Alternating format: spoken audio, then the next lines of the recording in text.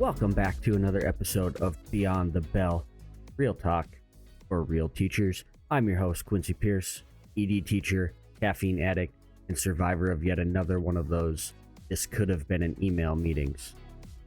Today we're diving into the most universal part of the teaching experience: the paperwork, the emails, and the never-ending meeting invites. You know what I'm talking about.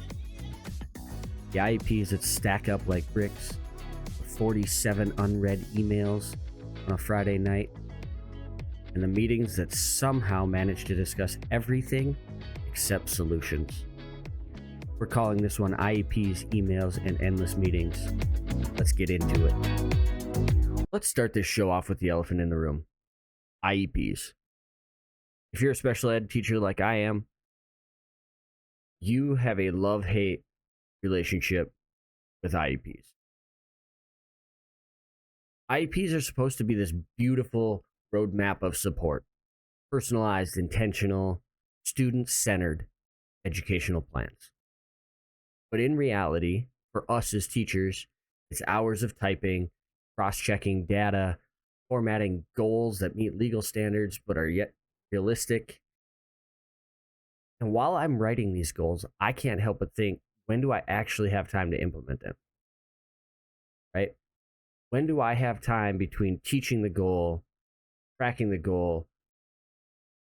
When do I get to work with these kids? Right? The problem is not the paperwork. The problem is the volume of paperwork. Let me take you through my last 5 days. So last week we had a 3-day week, and then 2 days so far this week. Last week, in 3 days, I had 2 IEP meetings, I had a staffing for a plan and profile, and I had to teach my groups. Okay, so 2 IEP meetings means I have 2 IEPs that I need to write and get finalized. That was last week in my 3-day week. This week, we came back on Monday. I had a profile meeting on Monday. I had an IEP meeting on Monday, and we had family night on Monday night. I was at the school from 7:30 in the morning until 7:30 at night. And I feel like I got absolutely nothing accomplished. In reality, I did. I got stuff done. I got things checked off my to-do list. I came back to work today, another profile meeting. I have a staffing meeting tomorrow for a student. I have a 504 meeting this week, and I have another IEP that I need to have done or scheduled in 2 weeks. Right? And in between all of that, I'm tracking progress, I'm logging behaviors, I'm responding to emails, writing up reports, and still managing the 26 kids that I see in group on a weekly basis. It's not that I don't want to do the work.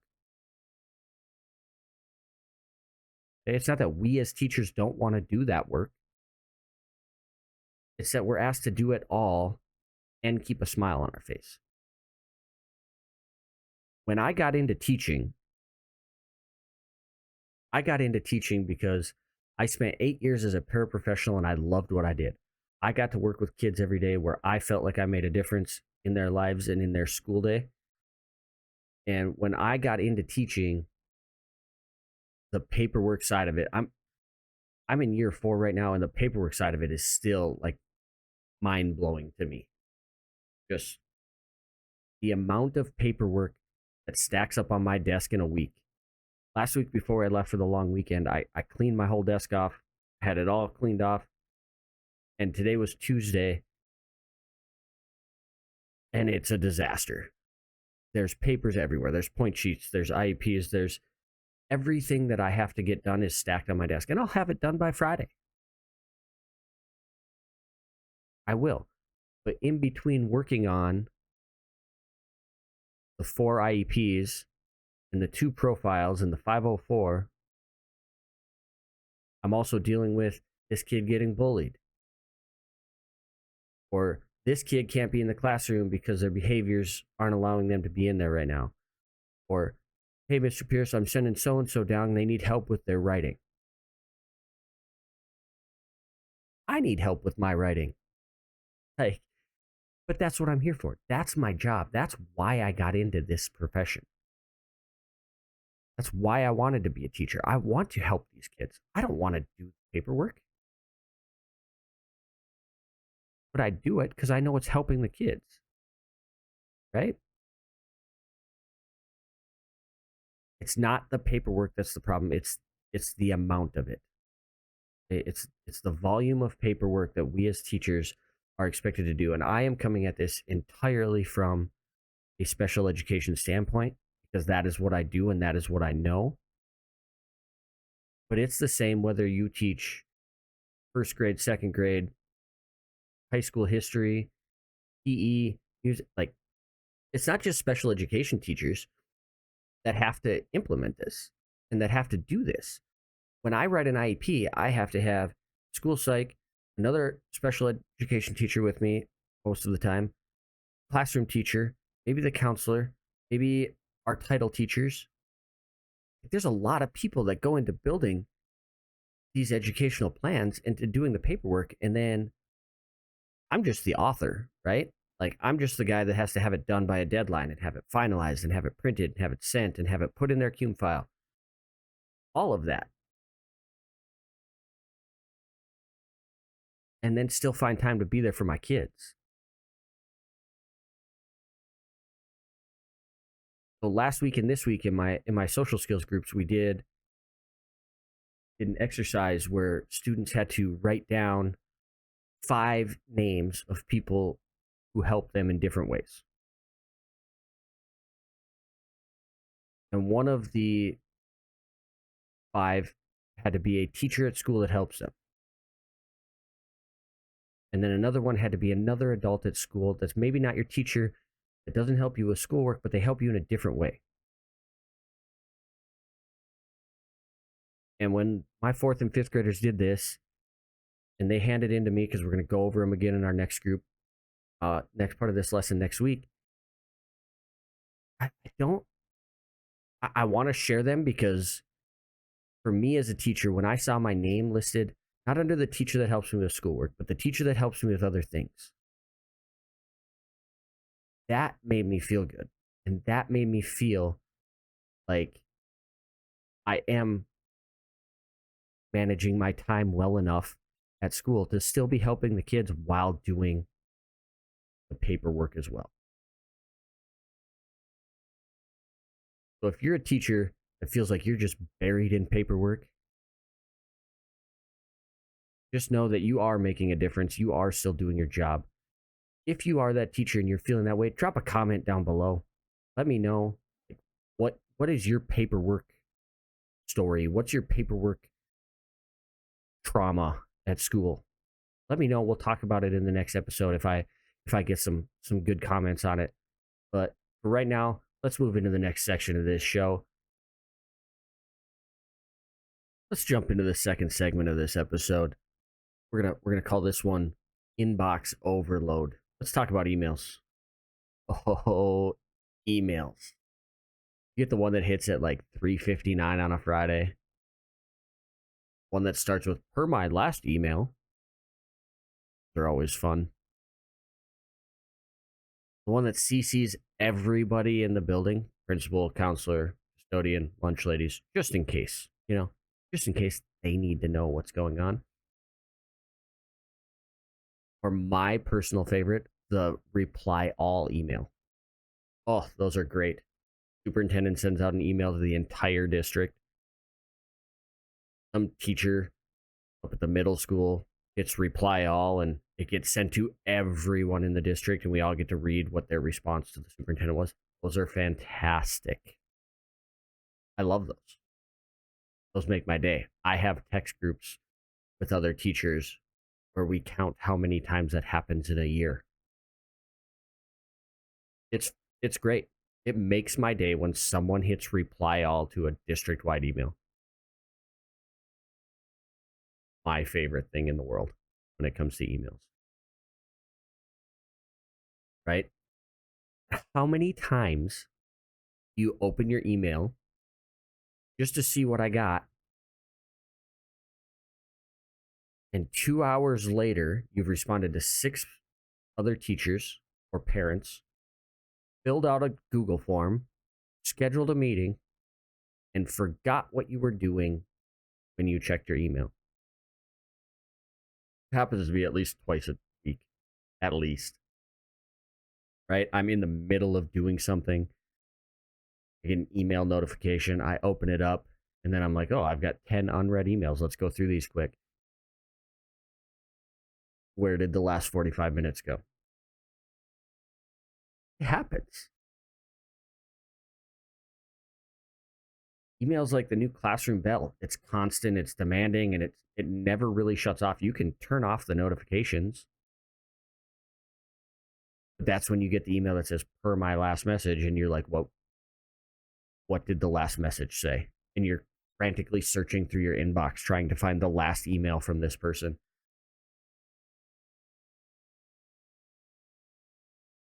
It's emails, man. Like, just that where we're at now. Everything is done through email. And let's be honest, half the time we're looking at them on our phone, we're responding on our phone in the parking lot of the school, or while we're in line to get a coffee, while we're at the printer waiting for stuff to print out. I'm just going to send a quick email back here. Where you get that one email where it's like you get it in the morning at 7:45 on a Monday from a parent, and you're like, I don't have the brain power for this right now. I'm going to just sit on it, think about it, think up a good response. And then next thing you know, it's 3 o'clock. You're sending your kids home and you're like, I never responded to that parent email this morning. It happens. It happens.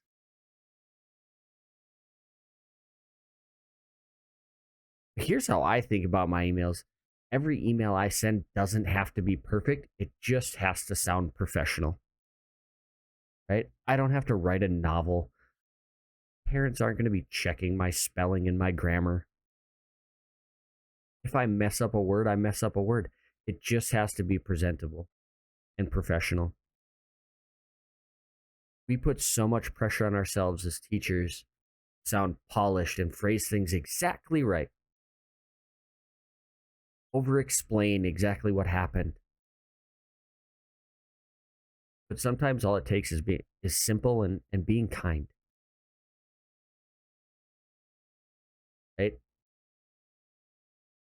I will address this on Monday morning. Boundaries don't make us unprofessional. They make us sustainable. We're people too, and parents and principals and admin, they need to know that too. Right? I get an email at 4 o'clock on a Friday.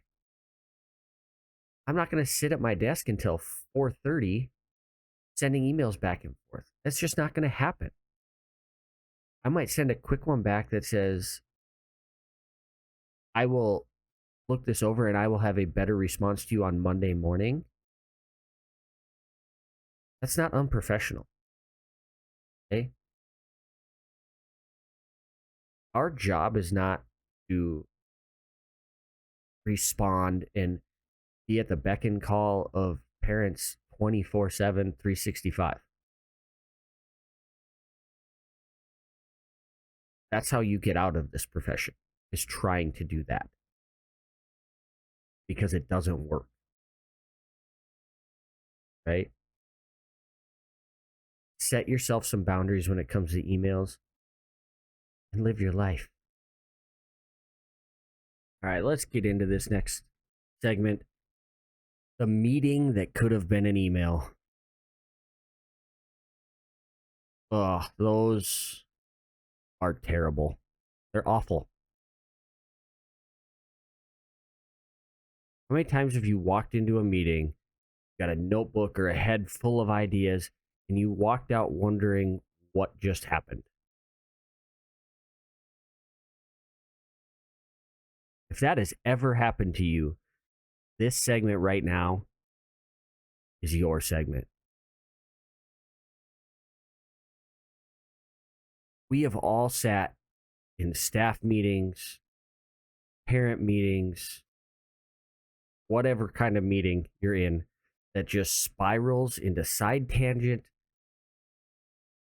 or team building activities or tech issues that feel more like group therapy than they feel like an actual meeting to figure things out.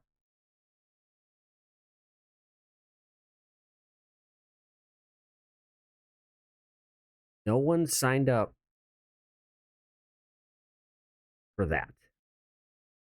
We already talked earlier in this episode about how valuable our time is and how full our schedules already are as teachers, that when we get a meeting scheduled and we show up and it is a complete waste of time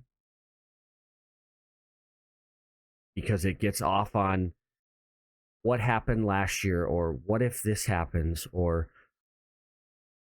what are we doing about the dress code, or just stop. Like, when we're having staff meetings and we're getting everybody together, that's a time to work on the real issues of what's going on in our school. Things that we need to know and we need to be aware of, things that we can help fix, things that need to be looked at. It's not to talk about the fifth grade bathroom was out of toilet paper for half the day, or my iPads aren't charging in my room. But nobody in here can help you with that, right?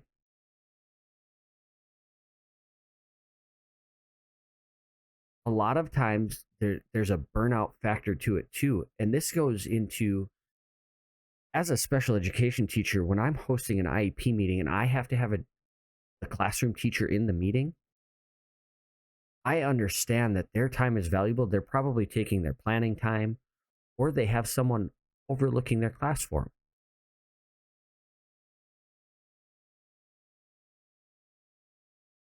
If it is during their planning time, I'm taking that one time of the day where that teacher gets to take a breath. They get to plan, they get to grade a test. Maybe they get to eat something. Actual food.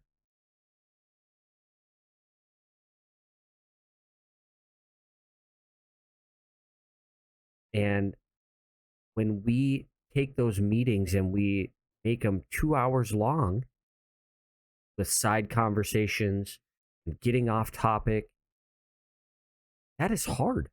I remember one week, it was my first or second year teaching. I had 7 meetings in 5 days. 7. And these weren't like little 20-minute meetings. By about the 4th day, I was done.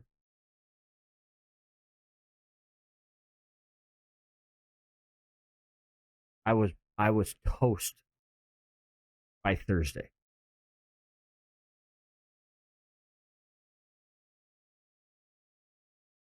Now, part of the problem with that is half of the meetings we have, there's no follow-up. There's no action steps. It's just conversation for an hour, hour and a half, 2 hours. We as teachers don't need more meetings. We need meaningful meetings. Spaces where voices are heard, ideas are respected, and solutions actually happen.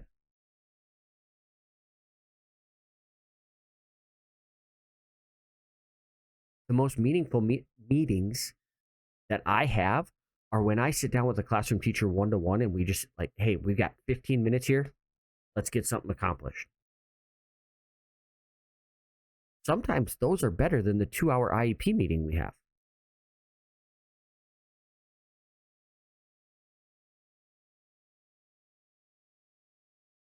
But meetings are meetings and we're going to have them, but we need to make them meaningful. And I'm not putting this on admin. I'm not putting this on anyone. Because I've been in meetings where we didn't have anything important to talk about. but we had the meeting. And I've been in meetings where we have important things to talk about and we get sidetracked because somebody brings up another issue that only affects them or only affects a small amount of people. And we get caught up on that. And then the next thing you know, we're 45 minutes into this meeting and we haven't talked about anything that important that was on the agenda.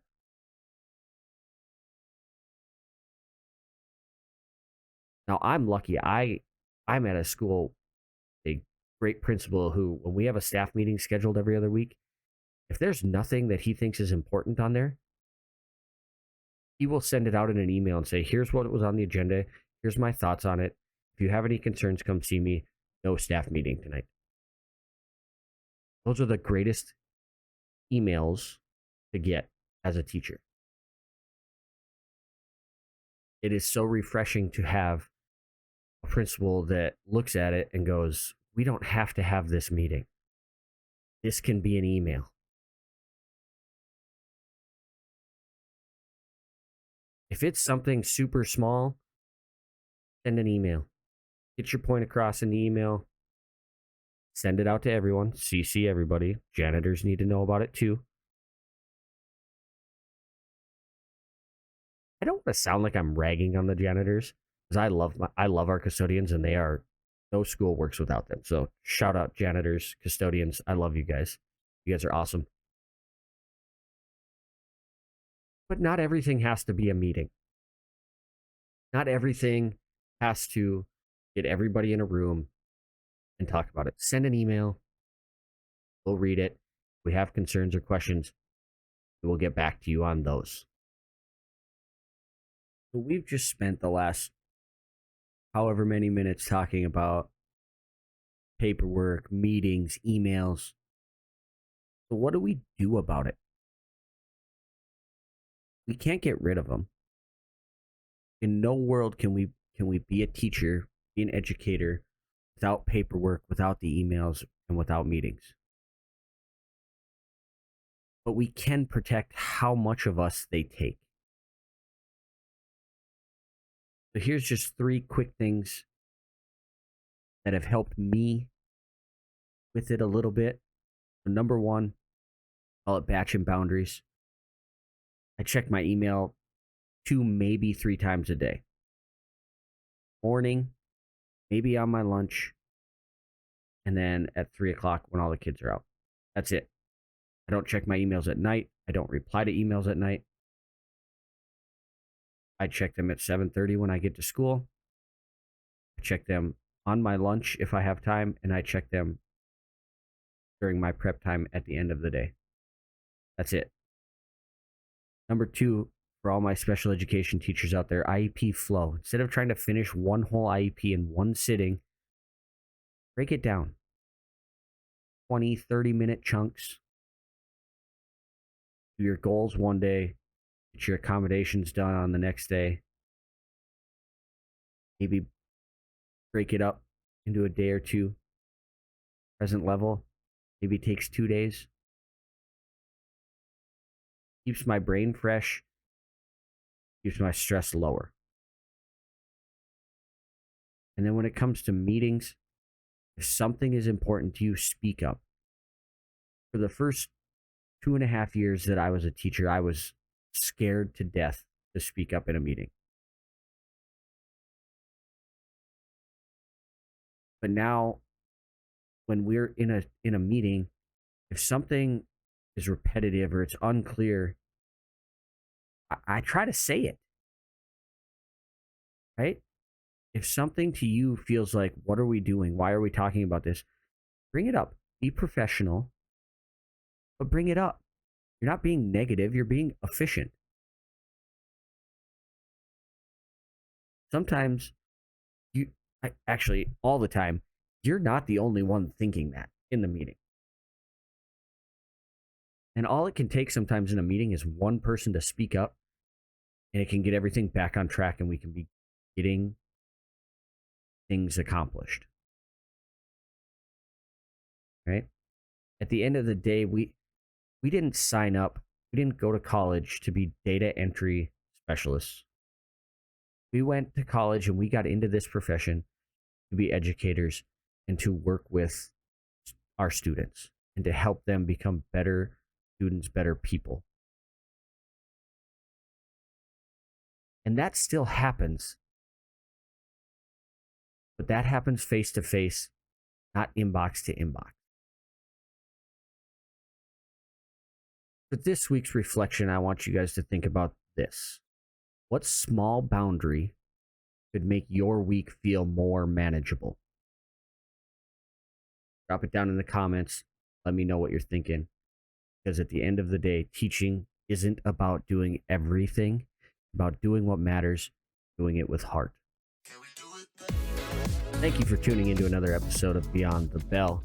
If today's episode made you nod, sigh, maybe laugh a little bit, make sure you share it with another teacher who gets it. Let's keep building this community of honest teachers who are just trying to survive in this wild, wild system. Remember to follow Beyond the Bell on all socials, TikTok at Beyond the Bell Show, YouTube and Twitter at Beyond the Bell Ed. I'm Quincy Pierce, reminding you that teaching is heavy work, but it's also heart work. Take care of yourself, take care of your students, and remember you're making a difference even on the hard days. I'll see you next week on Beyond the Bell.